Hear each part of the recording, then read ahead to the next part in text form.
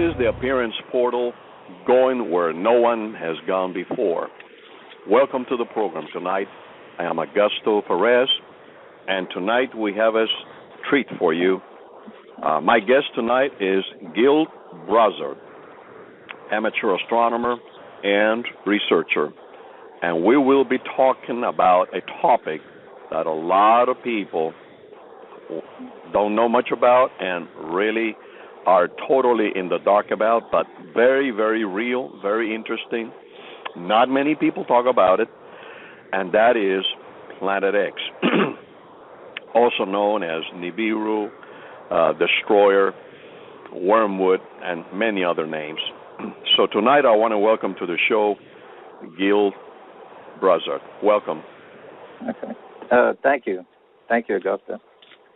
And well, if you could just share a bit with our listeners tonight, Brother Gil, what you know about your background, what brought you into this interest in this topic, and and some of these things to bring you where you are today.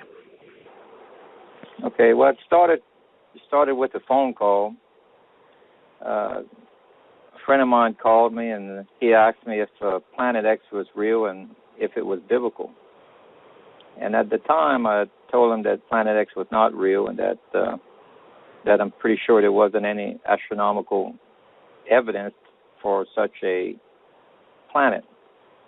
And so after the conversation, I said, if I'm ever asked that again, I need to get the actual data together to be able to answer that properly. So I started to do a search, and I came across my own data in the Chinese records, and that kind of really started it all off. Yeah. And, actually found a white paper, a scientific white paper report called the Reevaluation of the Eastern and Western Records of the Supernova of 1054. And what that did was it proved that our assumptions that it was the supernova, that it ended up proving it wrong, that this object was actually moving through the night skies, as documented by the Chinese and the Korean and the Japanese astronomers. And so when I read the article, I decided to attempt to plot its orbit, because the data was they had done such a good job in stating where the object was, the brightness, the time, the year, the day, all of the criteria that we need to try to have a plot of this orbit. And they had multiple sightings of it within a 26-month period. And so out of that, what astounded me was that the plot of its orbit ended up matching the biblical parameters, where, like in Noah's flood, it says it's 150 days between the time that it started raining to the time the flood started to recede. Mm-hmm. And that's equal to the same time frame as in Revelation, where it says from CO6 to CO7 that they wish death for 5 months, but death will not come. Well, 5 months is equivalent to 150 days. Wow. And this object is plotted coming into the month of Passover and exiting, it comes in the end of August. It goes around the sun, and then it exits during the month of Passover. And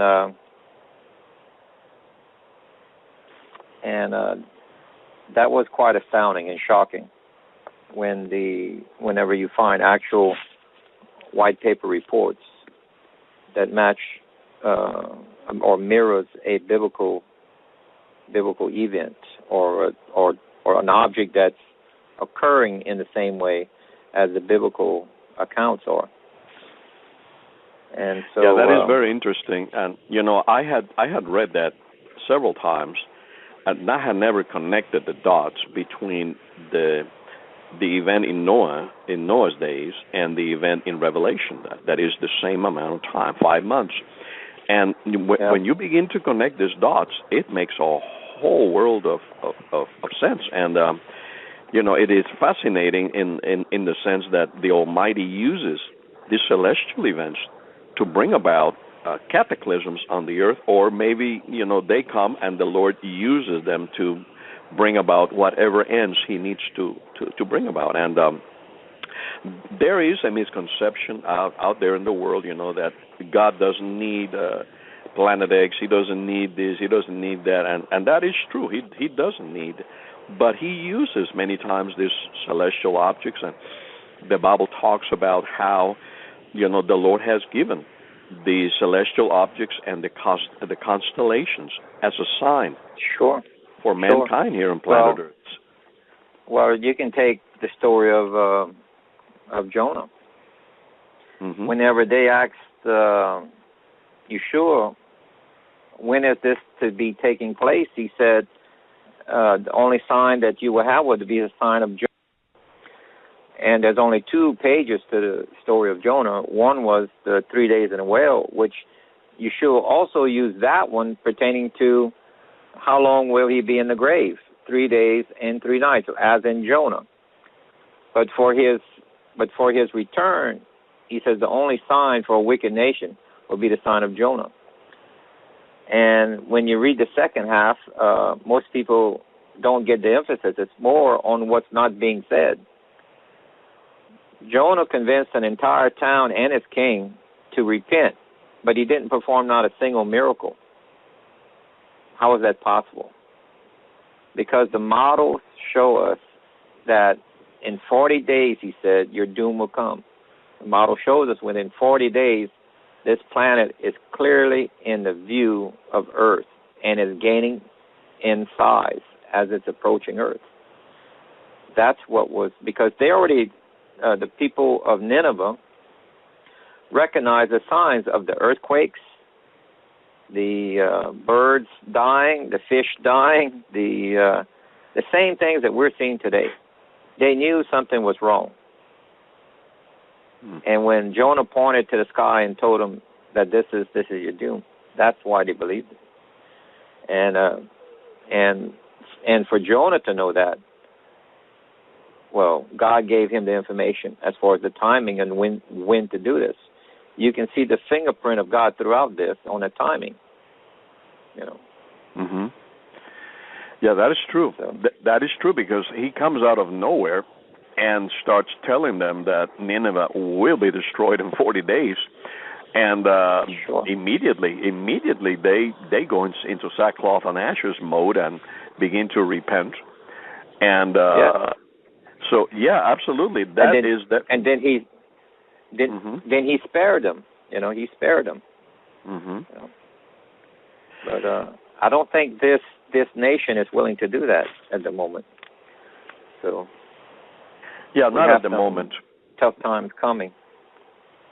Now, why do you call this Planet 7X? I've seen that, and would you explain that to our audience tonight?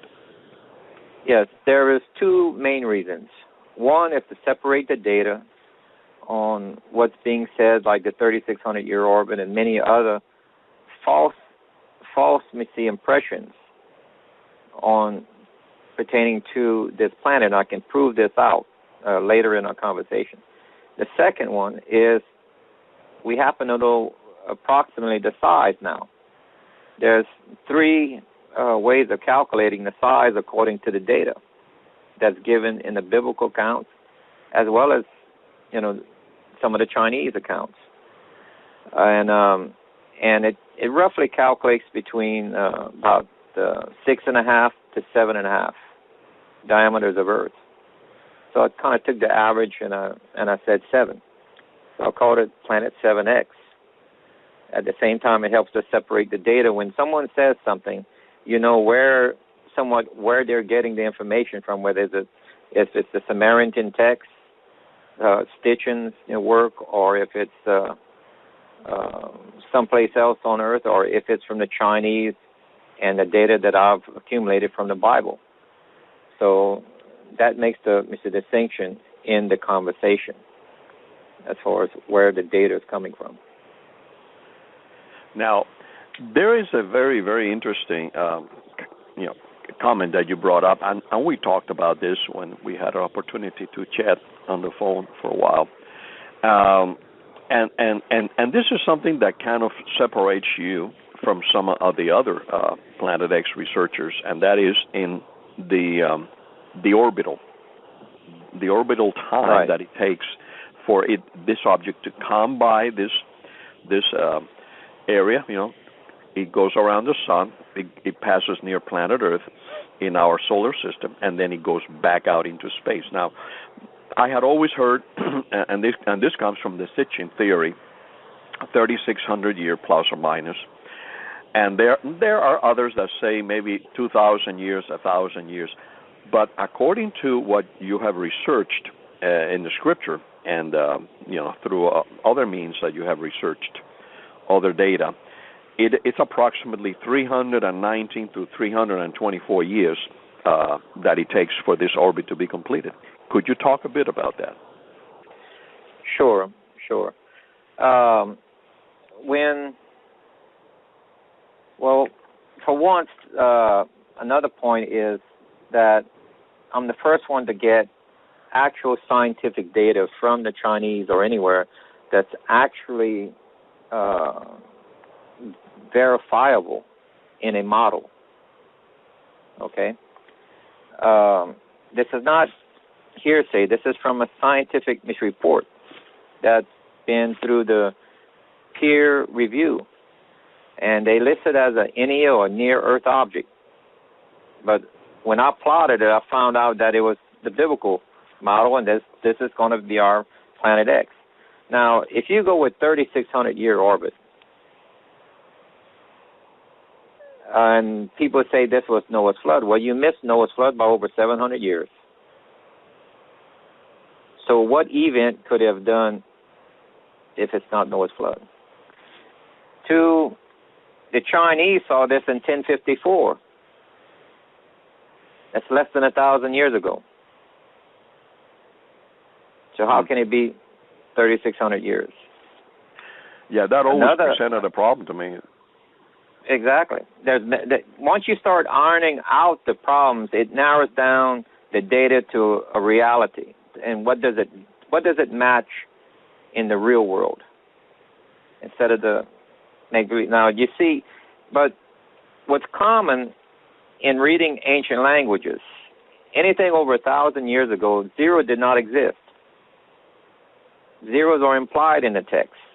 That's left up to the interpreter to put as many zeros as he wish within reason on trying to estimate what they're trying to say. So Stitchin, when he read the clay tablets, what he literally read in the clay tablets was 6 times 6. Now, because of other data, they could tell the ancient Samaritans had a 60 unit of measure, 60. So he put the first number as 6, being 60. Then the next one, he said, on his memory alone, he's saying, it hasn't come through here before. So he dropped the number in there that it must be 60 times 60. Well, that gives you the 3,600-year orbit. But if you had left it at 60 times 6, he'd got 360-year orbit. It's through an assumption that it has not come through our solar system before that he went with 60 instead of 6. And that's how you get the 360, and that's been, everybody grabbed onto that. But there was no hard data because zeros did not exist. You have no information to plot its orbit. There's no documented, what I'm talking about evidence, I'm talking about what day, time, and place on Earth that it was seen, what constellation what rate of what direction of travel, what's the brightness of it, and was it by any known stars, and what angle from that known star. The only one to give us that type of detailed information is the Chinese, Japanese, and Korean records. Their astronomy goes back just a few hundred years after Noah's flood. That's how far their astronomy goes. Now, are they motivated on doing the work correctly? It was documented that two astronomers were caught at their post sleeping, and it was reported to the emperor.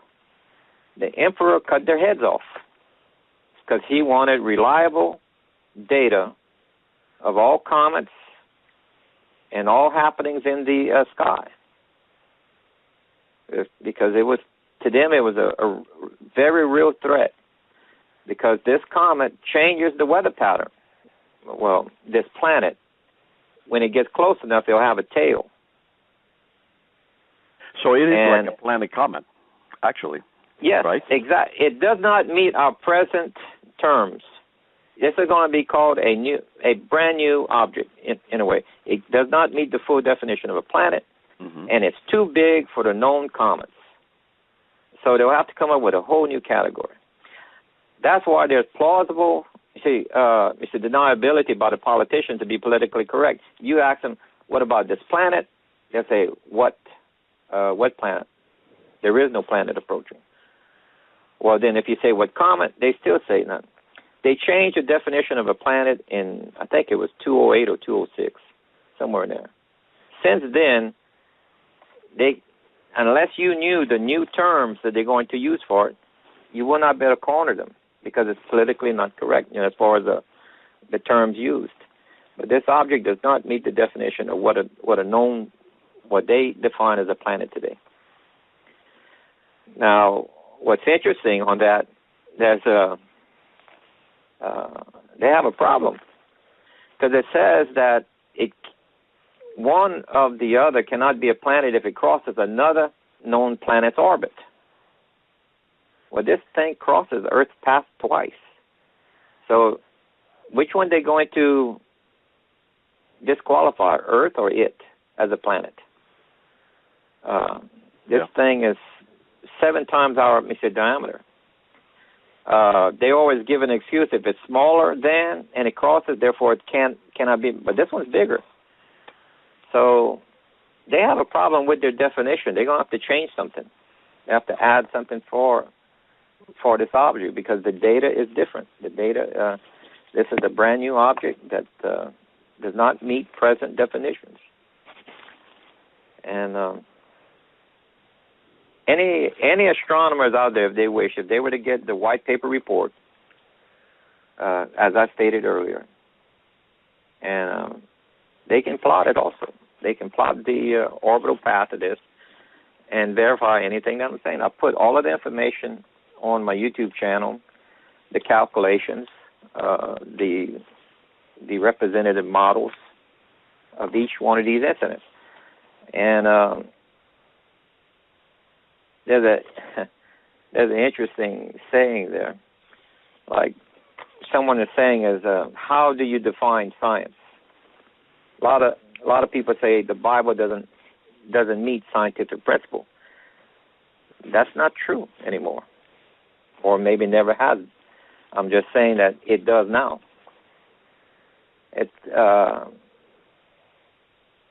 The answer for what science is was defined in astrophysics. It says if you can take a paranormal phenomenon into the laboratory and show that it's repeatable, there's a word for that. They call it science. Well, we have multiple eyewitness accounts that we can literally build models with now. And it proves out their comments that they experienced and witnessed. And that is impossible for the time period. They had no concept of Kepler's laws of planetary motion or the forces ruling the universe. For them to get this that accurate, and I hope I answered your question. Could this be the same object that is referred to as Hercules? And yes, I believe there was a scientist named Ferrara from South America that he talked about it before anybody even heard about anything related to this object. And the interesting thing that I bring him up, and the reason I'm bringing him up is because he's the first one I ever heard call this object a planet comet. He is the closest because he's using actual planetary physics. Mm-hmm. He's not using hearsay. He is trying to produce a model, but he was still lacking data to get his model accurate. But his claim of this being a comet planet, absolutely right on. He's the first one to do it, and he's absolutely correct. This is what the data is proving. Yeah, this is definitely something we have never seen before. And now the question probably that a lot of people are asking out there, okay, that are listening to us tonight, the question they're probably asking is, well, if this object comes around every 319 through 20 through 324, around that orbital about 324 years, how come we haven't seen any destruction, let's say, in the last 400 years? We haven't heard of any destructions or any tidal waves of such, or any earth-shaking events that are recorded. How come we haven't seen that? So well, how would you actually there is some events that are misrecorded. We just never labeled it to this coming through our solar system. See, if Earth, the only time it gets close to Earth, if Earth is in the position of the month of Passover, which is March or April, when it's made its round around the sun, and it's also in the month of March or April. That's when it comes close. That's when it's the most severe.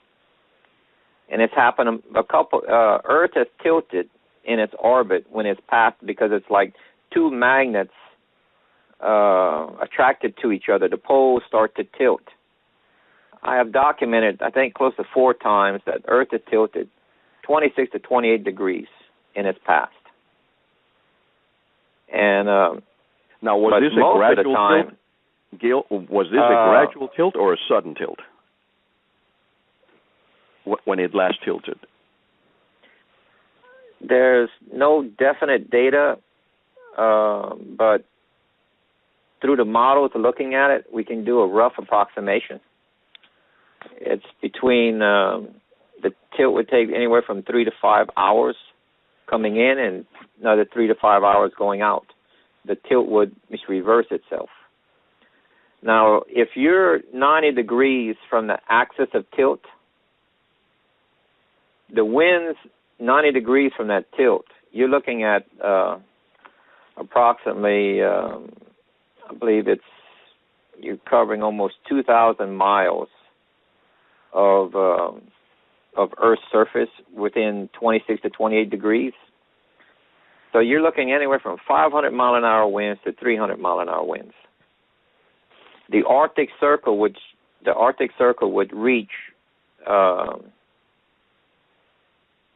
Washington D.C. area. If 90 degrees to the tilt was the west coast of Greenland, from my last calculations, according to what Revelation is talking about, the pivot point is going to be around Jerusalem on its tilt. Therefore, 90 degrees from that tilt gives you the west coast of Greenland. And if it tilts 26, 28 degrees, you're looking at the Arctic Circle temporarily coming down as far as Washington, D.C. at 200 to 300 mile an hour winds, or maybe as high as 500. You're looking at things being flash frozen. Now, has that happened in the past? Yes. We found frozen mammoths with subtropical plants in their mouths, like daisies and such, that this mammoth did not even have time to swallow, and he was flash frozen. Right. Yeah, I have read those events. Mm-hmm. Exactly. There's been no explanation of it. Now we have one. We have the model that can prove this. Remember, what is science? You can bring a phenomenon into the laboratory and make a model and that proves it out and it's repeatable. That's science. We have one. This object is what's been doing this. This is what caused us the mini ice age, because Earth tilt changes. In other words, if it tilts 26 to 28 degrees, well, when it comes back, the continents have shifted some. The continents can be shifted as much as 7 to 14 degrees, according to the past records. Well, if you're 14 degrees closer, guess what? You got a mini ice age.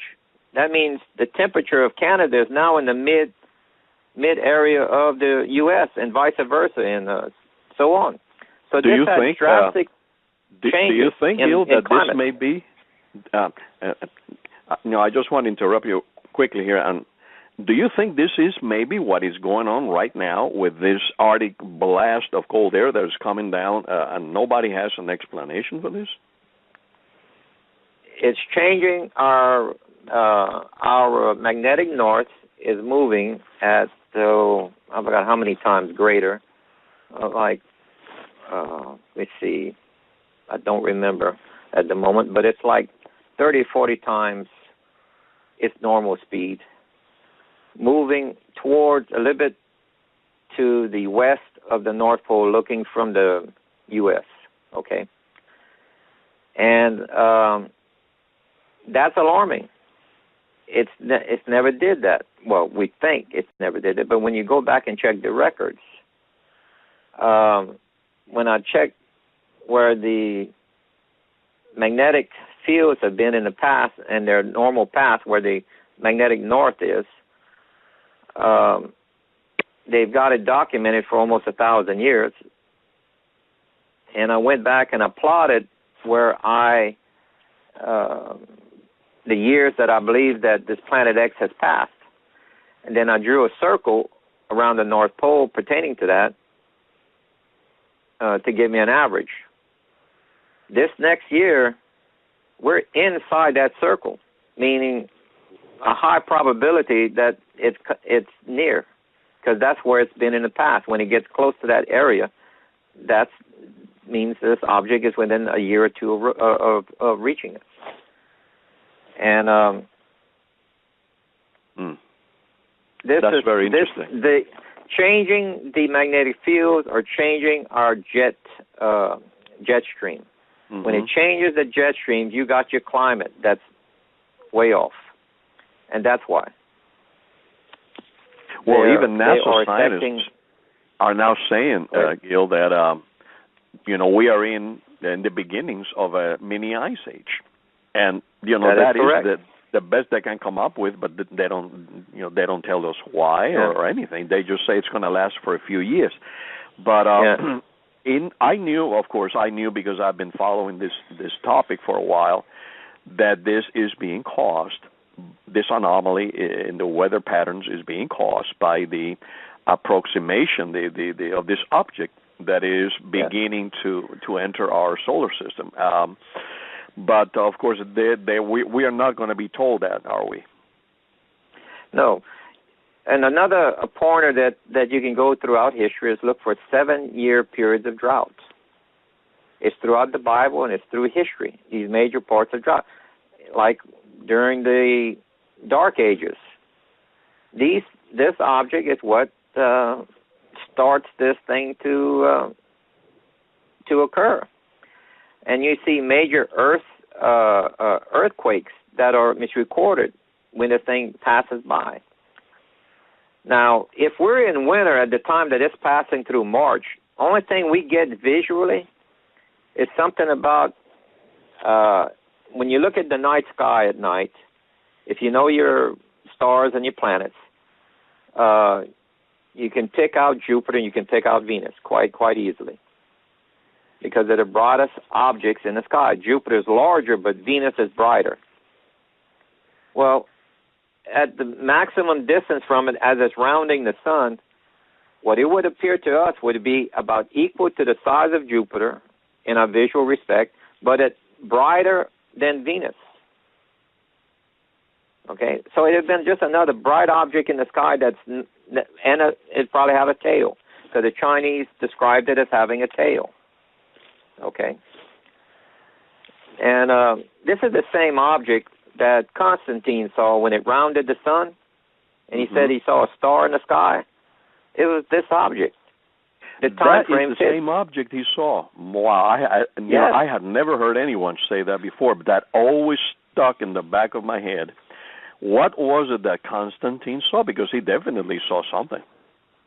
Yes. Now, it was probably a few months prior to that battle that they got it labeled in. But that's the size of the object that they would have seen. Now, if you look at the time of Joshua and Joshua's battle, there's additional data that's found outside the Bible. It's in the Talmud.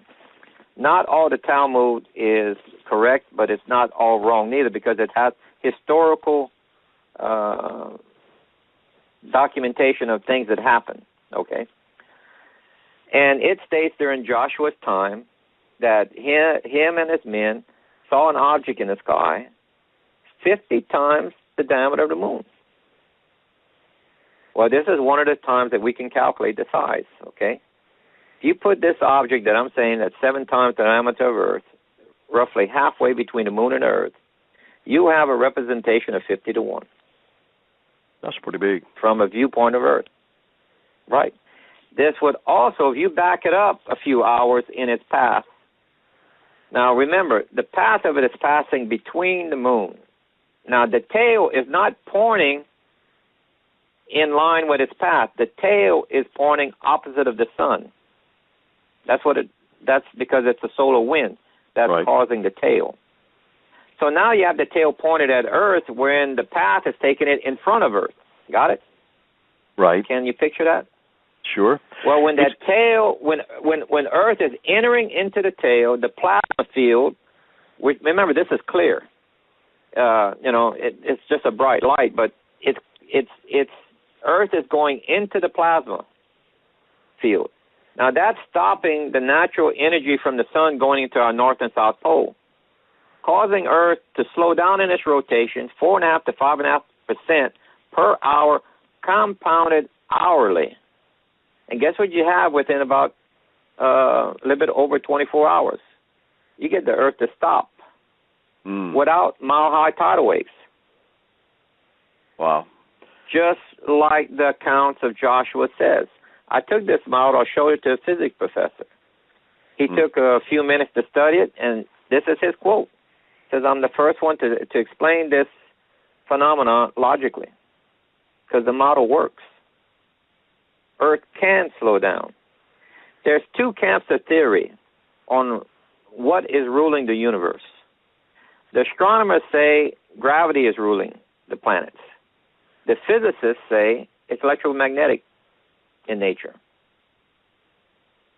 The story of Joshua proves out that the universe is ruled by electromagnetic, not gravity. Because if it had been gravity ruled, it would have grabbed us and carried us out into a further orbit, and we would have froze to death. End of story. There'd been no more stories to write. Okay? If we have electromagnetic, guess what they would do? They would attract like 2 magnets. That's exactly what happens. Right. In the stories. We've had 2 or 3 times that Earth is tilted. One time is during the time of Joseph. Remember the 7 years of plenty, 7 years of drought? Right. This object comes about midway of the drought. You have 3.5 years drought coming in, 3.5 years drought as it leaves. Now, you may ask, how do I know that Earth tilted? From an artifact in Germany called the Nibiru disk. Yeah, can you talk about it? Yeah, can you explain that a bit, Gil? Sure. The Nibiru disk was an artifact that some grave robbers, I'll call that, but they weren't robbing a human grave, but they were robbing the site of ancient artifacts. They found this. It's I think a copper disc with gold leaf objects that represent the star patterns, as well as the moon and the sun, and the surrounding area, the horizons. And the copper is tarnished a nice green. And they were caught trying to sell this. I think it was in maybe Switzerland somewhere. And the authorities caught them, the Germans already caught, and the object was brought back, and now it's in a museum. Now, they had a few experts that tried to discern everything, and then I've read them, and I kind of disagree with some of their findings. Number one, they say the lower part of this disc is not the horizon in front. They make the claim that it's the Egyptian boat Styx that ferries the dead across the river. Well, I got a question. How did the Germans in mid of Europe ever go to Egypt to be able to get this information? And instead, when you go to Google, when you go to the site where the ancient Miss Observatory is, and look where they were looking at in the night sky, exactly in front of them is an old riverbed. They have a dam that closed off the riverbed. They had to reroute the river because of the dam, but if you put it where the old river is, that's exactly what was in front of the observer, which is at the base of the Nibiru disk. Okay? Mm-hmm. Now, another thing that the experts missed was the moon, the illuminated side of the moon is facing the wrong direction. Illuminated side of the moon has to face towards the sun. So when they were looking at the moon, they said, well, with that shaped crescent, it was X amount of days old. Let's say the cycle of a moon is 29 and something days old. Well, they got that wrong, because now you got to reverse it 180 degrees. You know, it's either 3 days or it's 28 days, one of the two. Somewhere, so they had the wrong time frame they're looking for. And so that throws off the timing on when to estimate the years on when this thing was made. They had estimated it was outside the Bronze Age, and they thought that was so phenomenal that it was outside the Bronze Age, but it was not, because they were dating it wrong. Once I corrected the errors in it and opened the software and started looking for a date, it matched the same date as Joseph of Egypt. Wow. And that disc, on the bottom left corner, there's a constellation called Orion. In the month of Passover, which this disc frames the month because it has a constellation to the right and a constellation to the left there. Give me a moment and I'll find the what constellation that I'm talking about here. Give me one moment.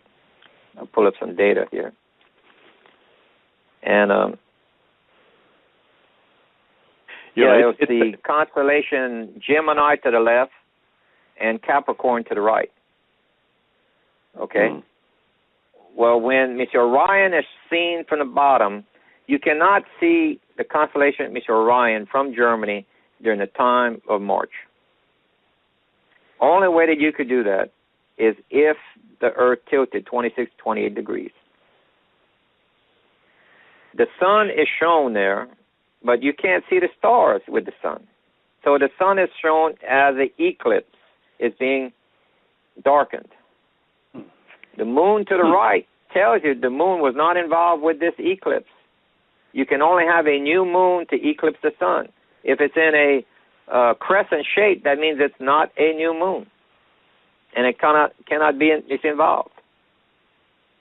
Now, let me ask you a question, because you mentioned a few things very, very, very interesting, and I have a couple of questions that I need to ask you. First of all, you mentioned Orion, and and I don't know if you're aware, but NASA has been trying to launch a shuttle type of craft. I don't even know what to call it. It's some kind of spacecraft, which they called Orion, and they couldn't do it, and they rescheduled. And this name is appearing very prominently now in a lot of places. There's a lot of interest in Orion, in the constellation Orion. Could this be because that is where this object is coming from? And the second question was, is there any idea who built this disk that you're referring to? The disk, they can pretty much say that it was from the Nibiru colony, okay? And they had an ancient observatory there to where they could tell when the season started. So they were very in tune with the constellation and knowing when the year happened. When they plant the crops, when the harvest. That's why you have these ancient observatories. Because if you miss the planting season, your town could starve. It was very important at the time to better know when to plant and when to harvest, and that's what these things would help them with. What was your other question? Your first one, you said? The other question is this other spacecraft that they are trying to launch named Orion, and it's not the first one I have seen with that name, and the project and so forth. Sure. And my question was, could that be because that is where this object, this Planet X, 7X, is coming from? Whether or not they're launching any equipment pertaining to this, I have no idea. But the general question is this planet coming towards or from the constellation, you see, Orion? And the answer is no, it's not. There is these assumptions that do not match data, okay? A lot of people say it's coming from the South Pole because the data they've heard, people say they took a picture of it from the south. So they look towards south. That's not the south of the universe, ladies and gentlemen. That's the south in the universe is around, when you look at the night skies in around July 6th or somewhere around there. Northern skies is around December, like 29th or so. When you're looking south, that's called Nadar. When you're looking straight north, that's called the zenith. So when they say it's coming from the south, you don't look from the South Pole. You look towards July at the nighttime skies of July, okay, which is around Sagittarius. This is the same area of space where they sent the Voyager and Pioneer probes in that constellation. What were they looking for? They stated in multiple articles they were looking for a new planet because the outer planets are perturbed by gravity that's telling them that there's another unfounded planet further out. And Pluto does not calculate to be the one doing the perturbing of the other planet. Its mass is too small. So they sent 3 satellites towards that direction. And around in 92, their instruments were able to triangulate their instruments that read gravity. The gravity instruments told them direction, height, and and area where it's at, to where they could triangulate. After that, NASA went silent on the whole subject of Planet X, and that's when they found it. Now, I estimated it was around 8 years or so outside of our solar system at the time. When it reaches Pluto, it takes 20 years to reach the sun, according to the models. Kepler's law of the planetary motion at roughly 360-year orbit, it's going to take 20 years to reach the sun. And that's roughly around this next year. 16 and 17 is going to be a very interesting year. That's why you've seen all of this elevated earthquakes, weather patterns, animal life, death, you name it. It's multiple of items out there that you can name that are all elevated beyond its norm. And I totally agree. Now, you mentioned that this is not, the law that governs the planets is basically not one of gravity, but it is one of electromagnetic fields. Which brings me to a question, Gil. Could this be the reason why so many of these animals, which use their sense of north, of true north, like the dolphins, the whales, the birds, are dying in mass, and they don't seem to be able to find their way? I could say the same thing about the bees, although there's other theories out there about that. But could that be what is happening with these animals, that they're losing their sense of direction? What I would, I have no laboratory proof about what I'm about to say, but this is my theory on what it is.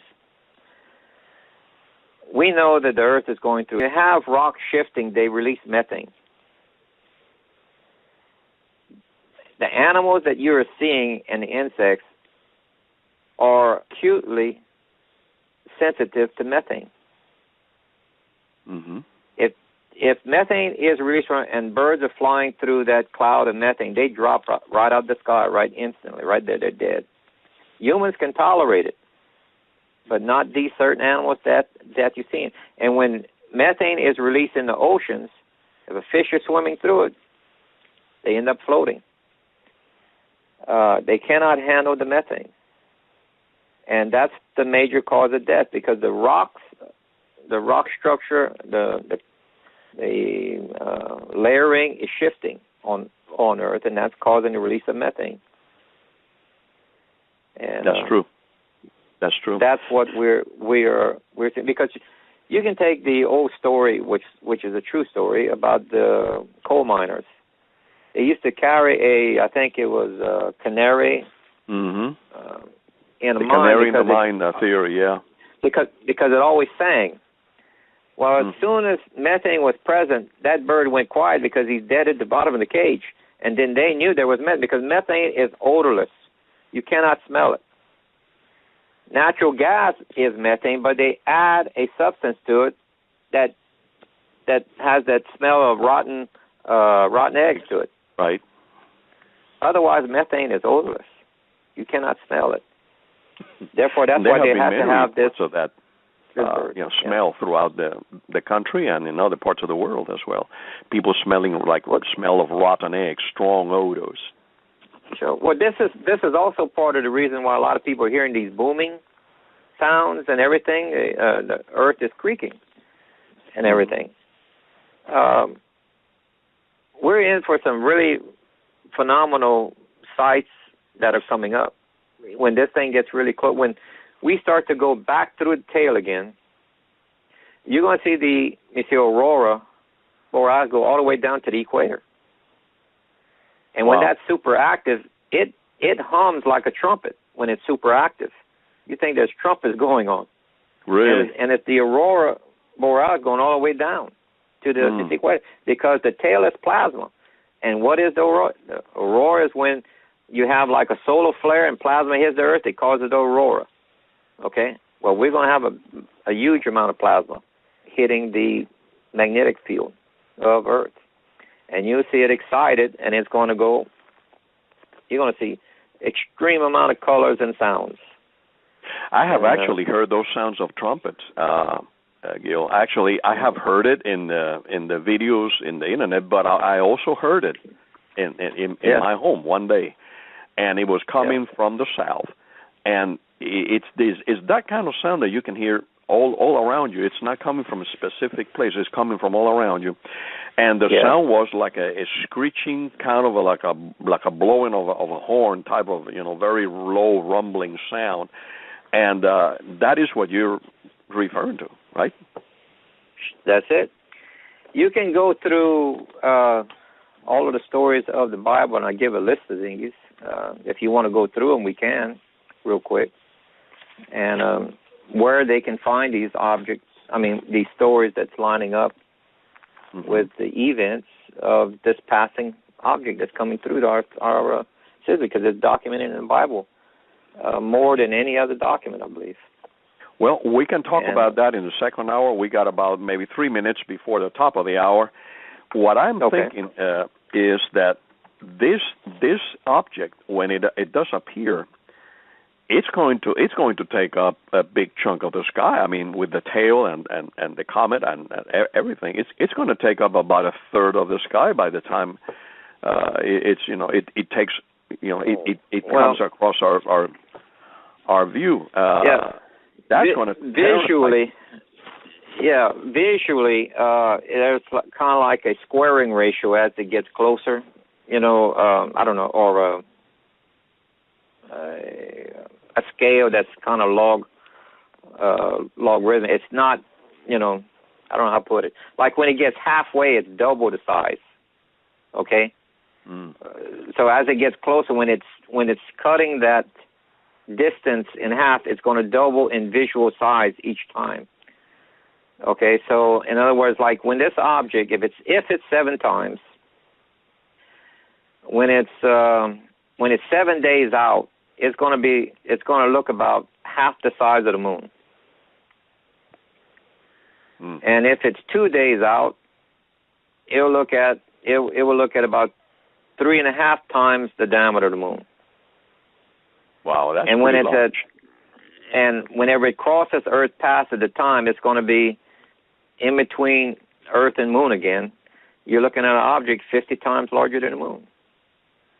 And that the stories are not random in the Bible. The stories are giving us the details on what to expect actually for the end times to prepare us.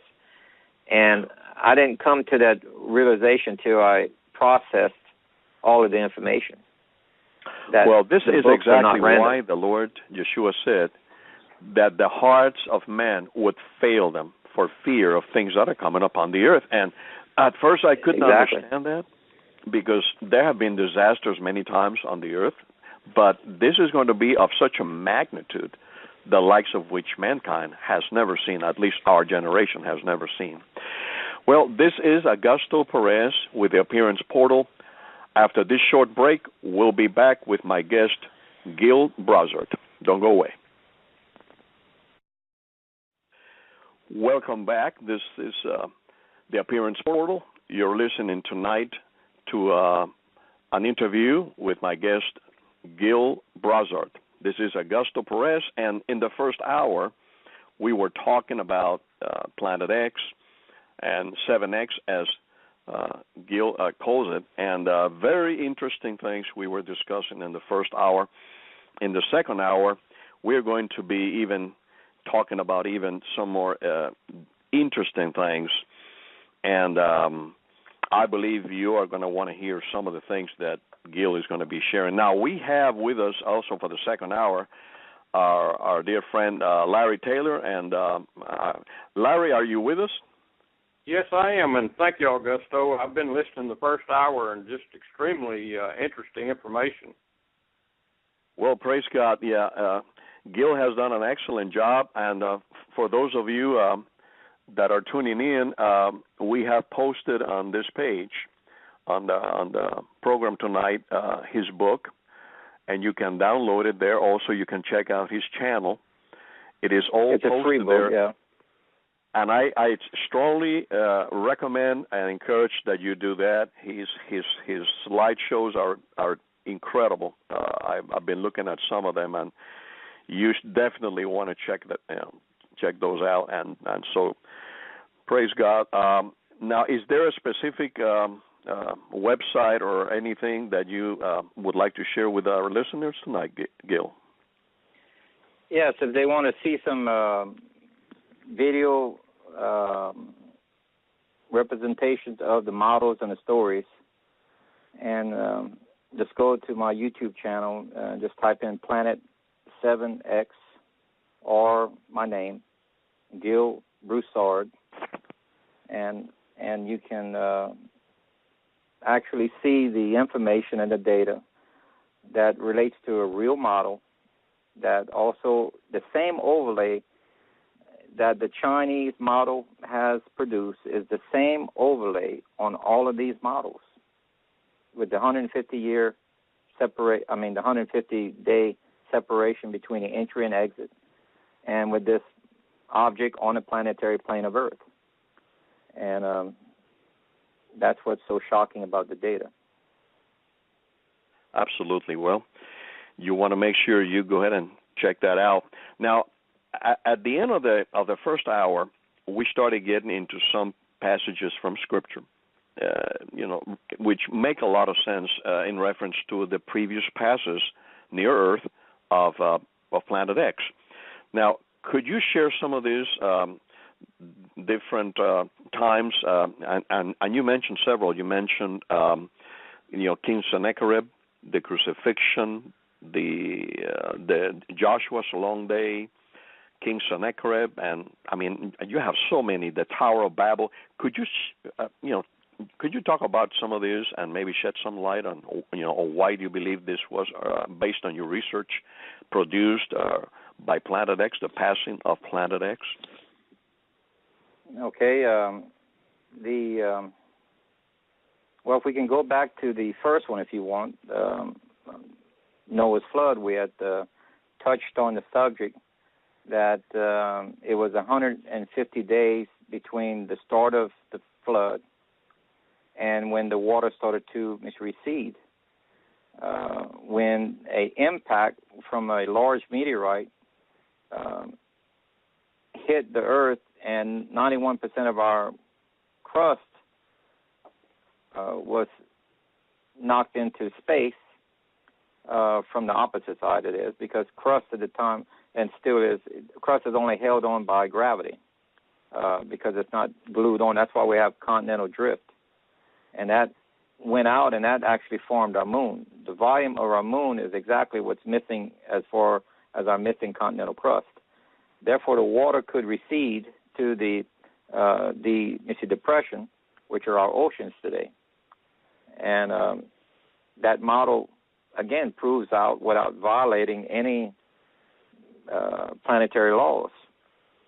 Then the next one after that is the Tower of Babel. And in the Talmud, again, gives us additional historical information on this event. It says that the top of the tower was burned, the lower part of the tower sank into the sand like liquefaction, just what we would expect. And the burning, I'm assuming that the burning was caused by a meteorite shower on the top. And it says only the center section is left for people to view.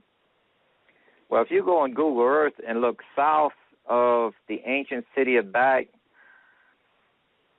Baghdad, that's actually the mid-kingdom. If you look further south than that, that's where the old kingdom used to be during the time of this tower. And you see the outline of a square that is the base of the ancient ziggurat of Tower of Babel. And it has a moat around it, a water moat, because the base has sunken into the sand, leaving you this void to be filled up with water. So the data is checking out on this one. Then the next event after that was the time of Joseph of Egypt. 7 days of plenty, 7 days of drought.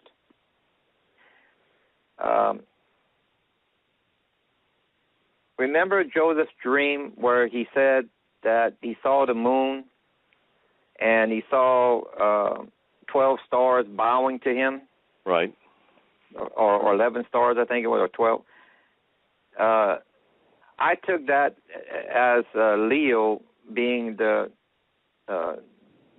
sign of 11 with another planet there, giving it a 12, okay? And he saw these things bowing to him. They moved, okay? We always thought that was just a dream that never came, per se, true, that it only represented the actual descendants, his son, which it can be interpreted.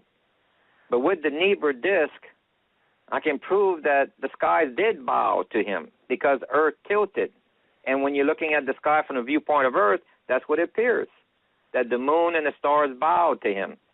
Wow, that's pretty interesting. And this is actually the first place that the moon is mentioned in the Hebrew Torah, not in the English translations. Right. Because many of the English translations, they have moed mistranslated as moon. Moed means appointed time, not moon. So wow. this is the actual place where moon is actually listed in Genesis 37:9. It actually uses the word moon there in the Hebrew. And so between the data of the Nibiru disk and this, we can piece the actual date and the year and the event. And the date was 1794, April 6th. That's what the astronomy software can point us to. And well, you know, when you know these facts that you're sharing with us tonight, and then you read the Bible again, it just comes alive. You look at it from a totally different perspective. Yes, it does. And during the same time, now Egypt's territory went all the way up to the southern area of what we call today Turkey. Okay, it followed the coastline through Israel all the way to the southern regions of Turkey, or Lebanon and Syria and all of that. That was their at that time they ruled the markets in those areas.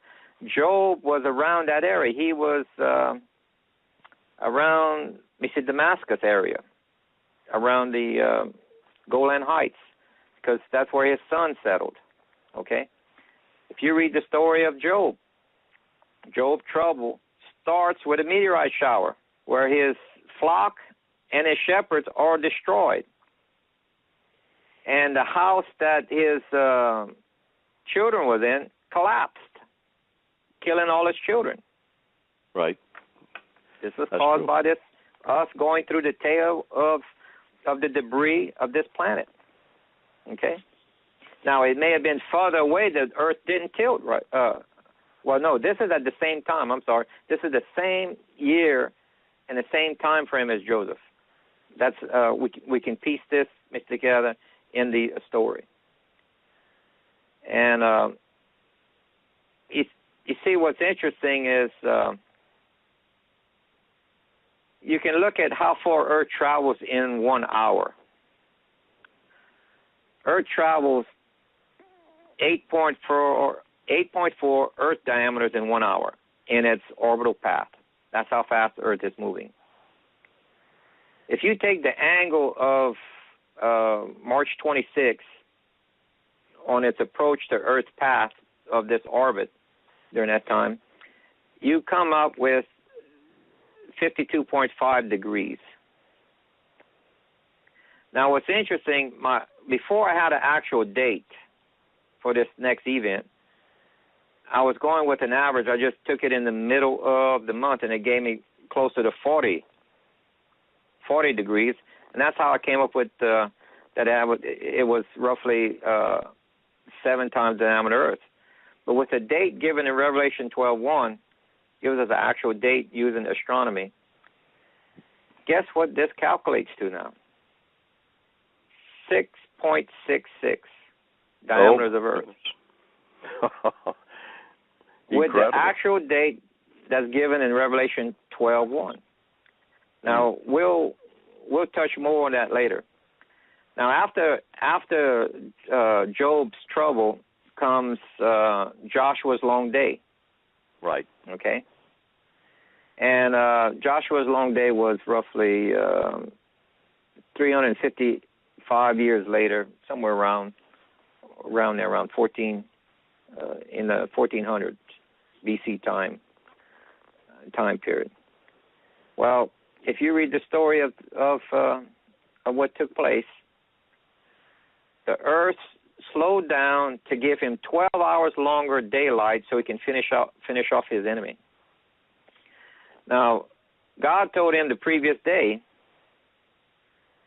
to go and conquer his enemy that's 10 times larger than him. He only had 30,000 army was 300,000. And he said, don't worry, I will deliver them to you. Okay? He gets there in the morning. The army is frightened because the sun is delayed coming up. And he comes in charging, and they start to run. And he starts to slaughter them. Then a meteorite shower comes within the sight of his men and Joshua and annihilate more of the enemy than he did with a sword. Now, how accurate can a person be with a meteorite shower where you're in view of it and it's only your enemies that is being wiped out? Smart rock. And tell you ahead of time that this is going to happen. Well, and the Lord is able to direct those rocks, isn't he? Exactly. And he can tell you what's going to happen before it happens. He's the only one that's able to tell time, the future. And Earth traveled through the magnetosphere of this planet, and that's what caused the rotational delay of 4.5 to 5.5% per hour compounded hourly, and you get the Earth to stop, as it claims. The model proves this out. Then I think the Talmud says the meteorite shower happened between 2 to 3 hours later. Well, I have a chart that shows how far Earth travels in 2 to 3 hours if this object passed roughly half the distance between the moon, and this exactly calculates correctly for the beginning and the start of a meteorite shower. Now, could this also have caused what happened in Sodom and Gomorrah? Because we know that there was definitely a rock or some type of a huge explosion that just wiped out that whole area there, not just Sodom and Gomorrah, but also other cities that are mentioned in the Bible. Was this also a result of the passing nearby of this celestial object at that time? Now, this is where the data gets a little sketchy. My personal opinion, I believe it to be true. But there's a little bit of a conflict between the age of Abraham and and I'm finding out that if we go with the astronomical date, I believe that I can fit this in where Solomon and Mr. Gomorrah was at the same time as the Tower of Babel, but just in a different area. Tower of Babel was in Iraq. Solomon and Mr. Gomorrah was at the southern end of the Dead Sea, both being hit by meteorite showers at the same time. You see? And we know that Abraham left Babylon and traveled somewhere in Israel because he was fairly near Solomon and Miss Gomorrah to be able to rescue Lot. Remember how Lot, and he was warned by the angel to go over the mountain, that it was not safe in the valley. And he told him not to look back. His wife, there was 2 cities, not one. There was 2 that were destroyed. So when they got to the point where they were over the mountain, the first city goes up. The Lot's wife hears the explosion. So she turns around and goes around where she was protected and shielded from the rock. The rock was shielding her from the blast. She went around the rock, and at the same time, the second city was detonated, was going off. Any super large explosion like a meteorite, if you're close enough, you're vaporized. Just like it would be an atomic explosion, but it wasn't an atomic explosion, but it's like an atomic. She was vaporized. Right. Now, if you take a look at what happened in Nagasaki, there's people's shadows that are still there today on the cement wall where they used to stay because they were vaporized. This is what happened to Lot's wife. Her shadow was the only thing left. And the way that they wrote it, remember, it doesn't say God turned her to a pillar of salt. It's the observers that are writing on what they saw. She was turned to because they could see the perfect outline of her. Right. She was turned to because they had no explanation at the time. They didn't have a word like vaporization. They didn't even know what happened to her. They just saw the only thing left was a shadow, and that was probably her right there. Okay? That's how it's explained in the Bible, because you have to separate what God said happened and what the observer is witnessing. Now, they're only using the words that they have. Do you think, Gil, that these ancient civilizations that built the pyramids, that built the Sphinx, which of course, it's pointing towards the belt of Orion. It's Orion's belt, and the Sphinx, basically, the face, the body of a lion and the face of a virgin, Virgo. Is this in somehow depicting or related to this object, the trajectory of this object, where it comes from, and how it comes in and out, and affects our celestial, our galaxy, our solar, system? Could this be maybe a warning sign, or maybe something that they used to kind of foretell how far this object was, from, how far away or how close it was? Let me give you the planetary science version, okay? Mm-hmm. Once an object is in motion in space, its orbit, it's going to be stationary. It's going to always come in and out at the points of reference, Passover and the end of August. That's its entry and exit point. The third point is locked in at the sun. Things are pivoting. If it has a magnetic field, it's pivoting around the sun. Okay, so you have 3 fixed points now. That locks it in on Earth's orbital plane. Okay? Straight off the bat, we cannot be 4.6 billion years old with a planet that's playing Russian roulette, coming through here every 300 and something, because the odds are against us on being old. It's impossible. Secondly, the constellation Monsieur Orion is over 90 degrees away from viewing this entry point. Okay? You won't be able to see it matching up with Orion as if Earth was in the position prior to Passover, like maybe January, February. Looking at the daytime sky, when this object is coming around the sun, then you could line up the two. Now, keep in mind, you won't be able to see Monsieur Orion because it's the daytime sky. You'd have to do you'd have to be a trained astronomer or someone who knows stars to be able to know that it's there. Okay? Mm-hmm. But that's about the only way that it can line up. See, the pyramids can't be as old as they say it is neither, because they're assuming the progression of the Earth's tilt, because the tilt of the Earth would make a total circle, something like 26,000 years. And they assume that is a constant, and it's not. We were thrown off by over 2 months during Noah's flood. Mm-hmm. Because when this thing came in, it says it was the second month. And the rate that the Hebrews held the month is it was in time with the harvest of a crop. That means your seasons were earlier. The orbit of the planet did not change. It still came in what we call today the month of March was still the month of March then. But the way Hebrew was telling time between the time of harvest gave him the time of Passover. And his seasons were earlier. The only way you can have that is the tilt of the earth was changed. And now it's later. Now it matches up what it is today.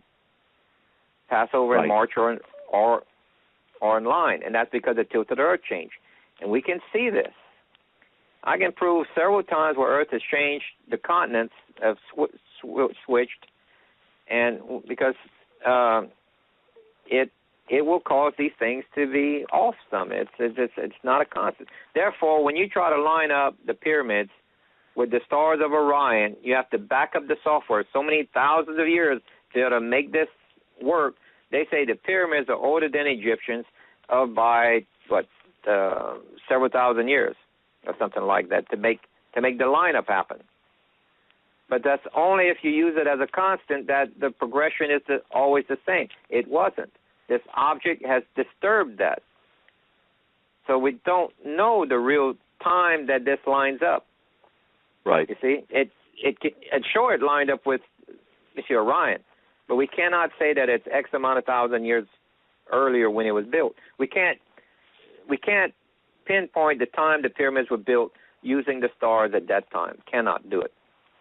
So basically, Gil, based on all the previous passages of this object, it's like you said, it's like a Russian roulette. It's like a shooting gallery. It is all about location. Where is the Earth? Yes.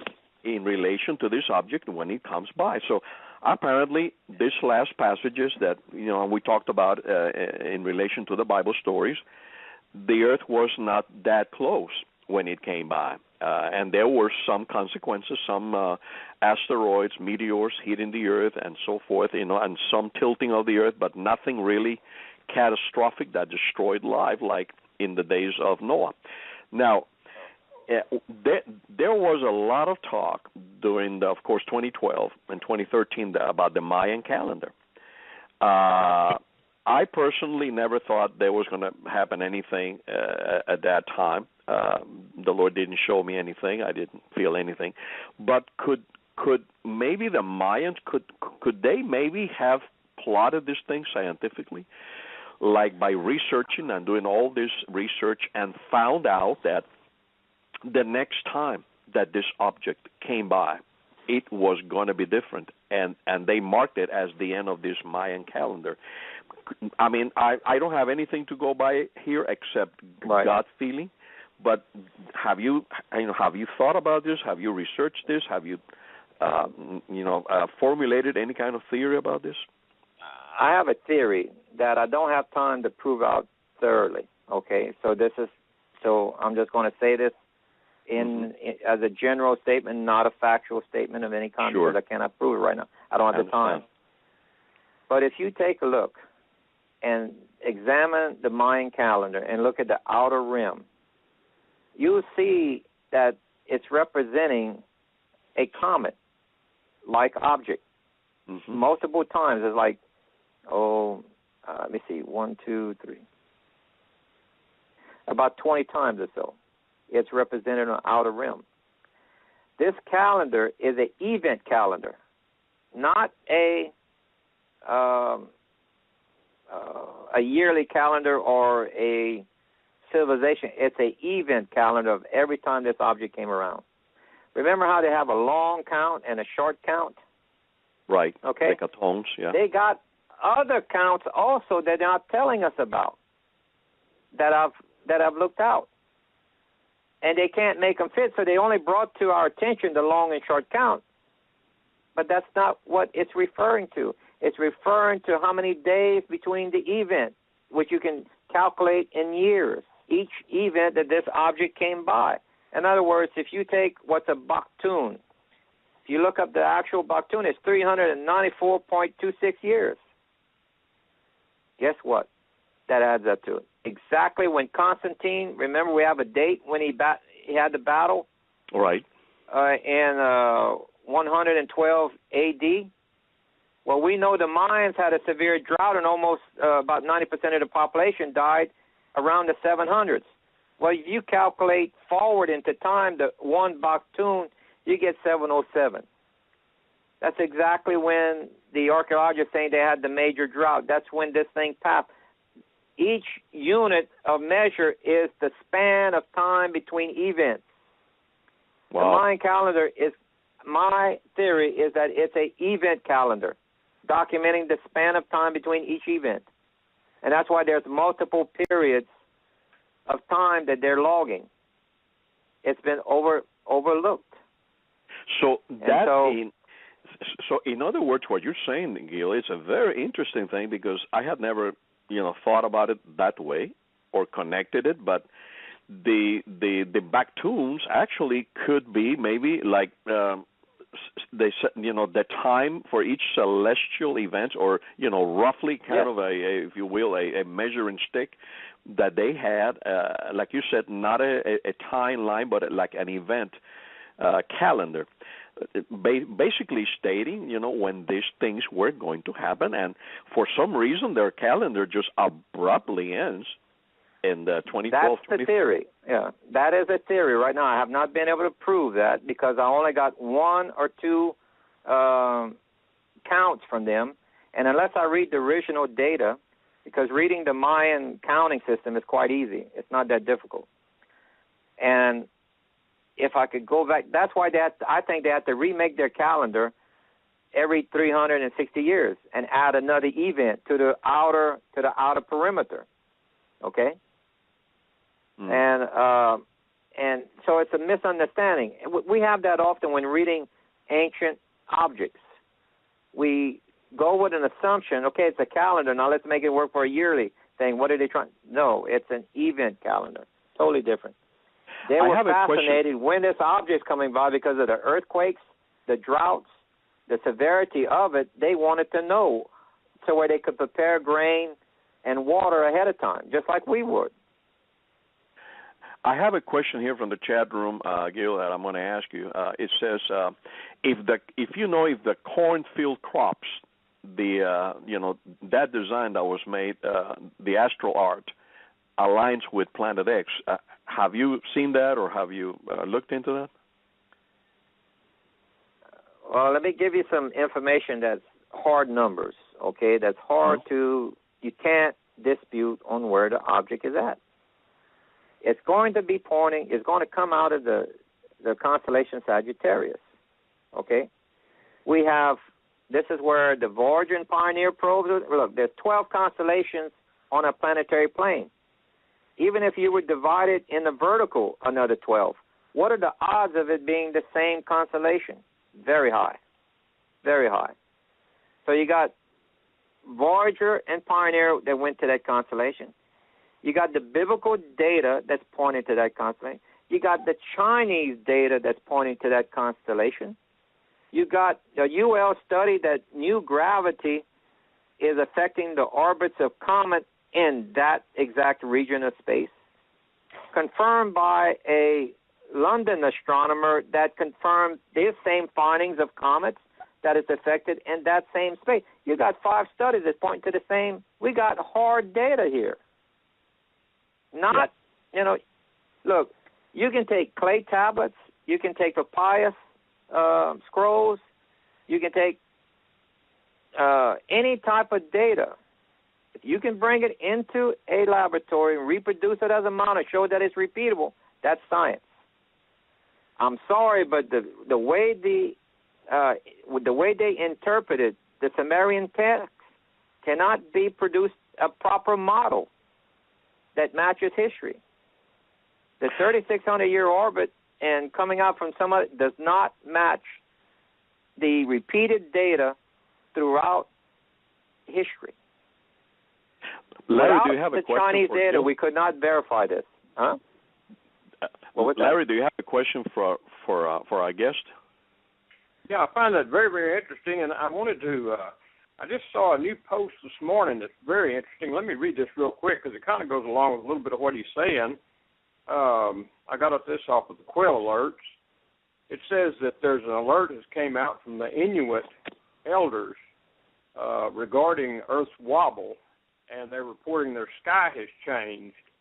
And this is, they've also coordinated that with NASA. They say, this is what the Inuits are saying, that their sun doesn't rise where it used to, and their sun is higher in the sky, and their days are longer, and they're finding animal life with burns and on their bodies and dead animals, and also the sun, the stars, and the moon have changed where they are in the sky.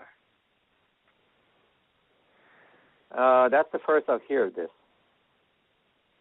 and I'm not able to confirm it.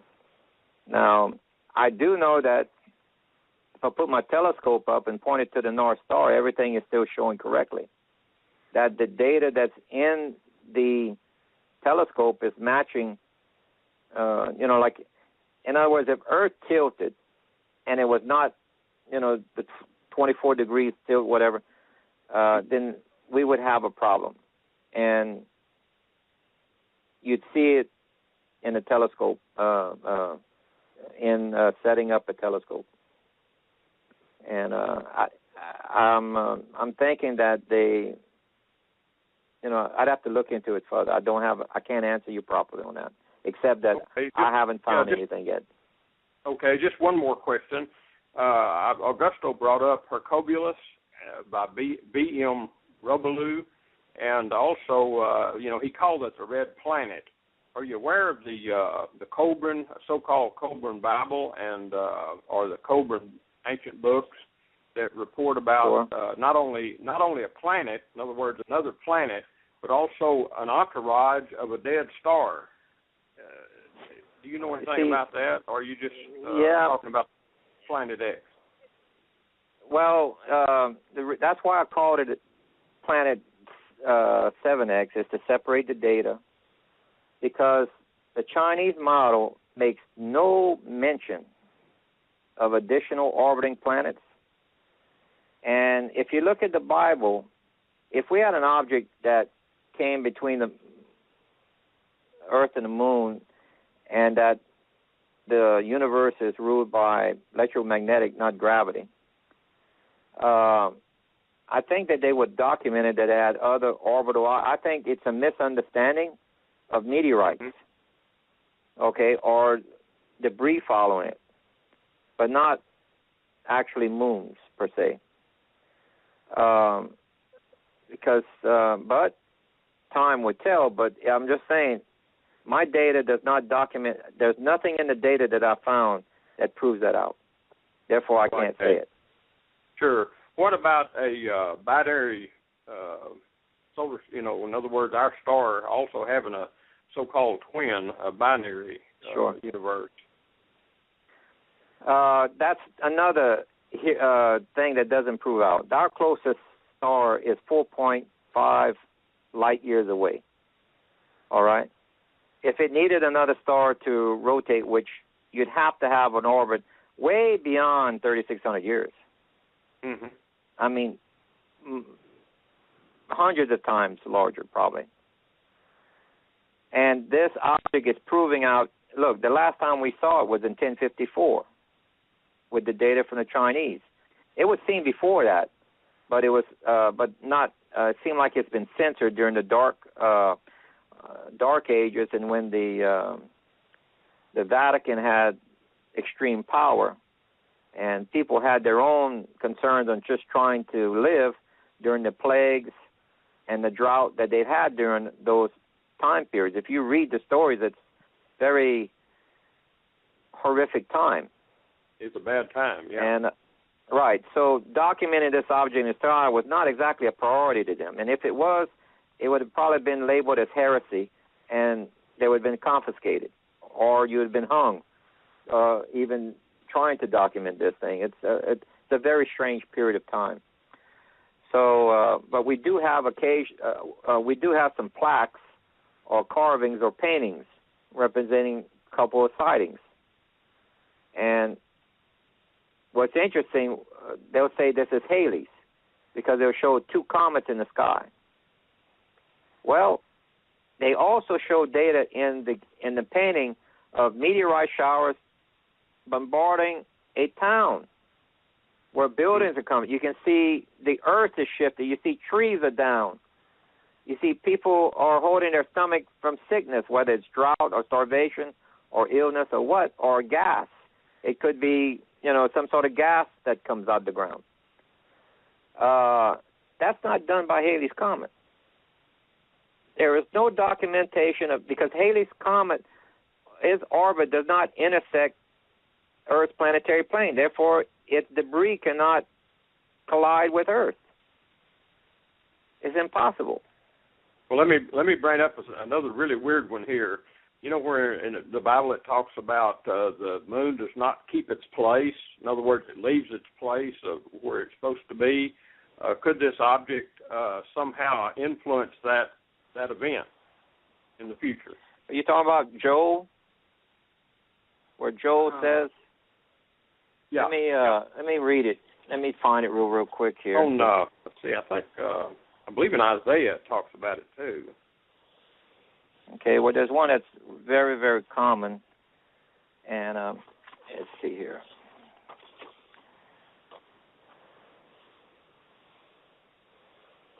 Well,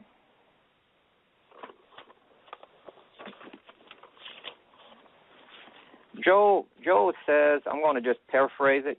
I don't have it in front of me. Sure. Joel states that he will make the sun will go down at noon, and he'll take what's normally called a day of brightness dark. We used to assume that used to be an eclipse, but that's not what it's describing now, because he would have stated that he would have darkened the sun. He didn't say he darkened the sun. He said he made the sun go down early by 6 hours or more. Mm-hmm. That's the rotation of the Earth.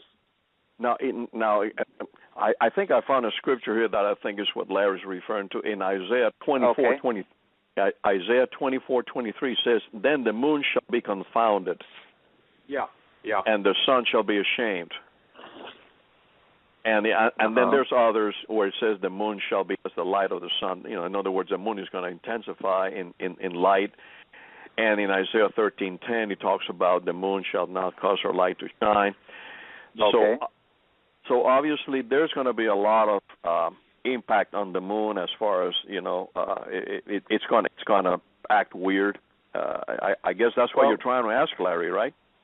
That's it. Yeah, absolutely. Mm-hmm. Okay. Well, let me give you the planetary physics version on this. Okay.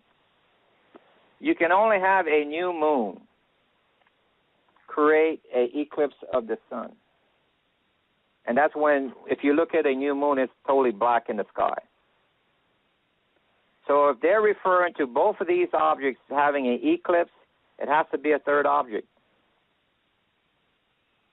Because the moon has to be away from its new moon position. Whether it's in full moon or, you know, a quarter of that or whatever, it has to be away from its new moon for you to even see a difference in the moon, for it to be eclipsed in reddish color. And for the sun to be eclipsed, so you're talking about a third object.